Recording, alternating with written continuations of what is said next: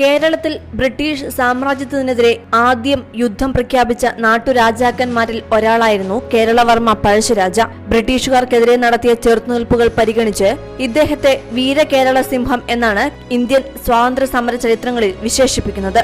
ബാലനായിരിക്കെ തന്നെ സ്വന്തം രാജ്യത്തെ സംരക്ഷിക്കാൻ പരദേവതയായ മുഴക്കുന്നിൽ ശ്രീ പോർക്കലി ഭഗവതിയെ സാക്ഷിയാക്കി ദൃഢപ്രതിജ്ഞ ചെയ്ത പഴശ്ശിരാജ തന്റെ വാക്ക് അവസാന ശ്വാസം വരെ കാത്തു സൂക്ഷിച്ചുവെന്നാണ് ചരിത്രകാരന്മാർ രേഖപ്പെടുത്തുന്നത്.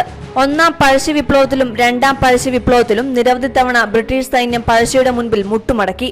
1804 തലശ്ശേരിയിലെ സബ് കളക്ടറായെത്തിയ തോമസ് ഹാർവേ ബാബർ പുതിയ യുദ്ധതന്ത്രങ്ങളുമായി പഴശ്ശിയോട് ഏറ്റുമുട്ടി. മാതൃഭൂമിയെ സംരക്ഷിക്കാൻ ദൃഢപ്രതിജ്ഞയെടുത്ത പഴശ്ശി അന്ത്യശ്വാസം വരെ പൊരുതാൻ ജനങ്ങളെയും സൈന്യത്തെയും ആഹ്വാനം ചെയ്തു.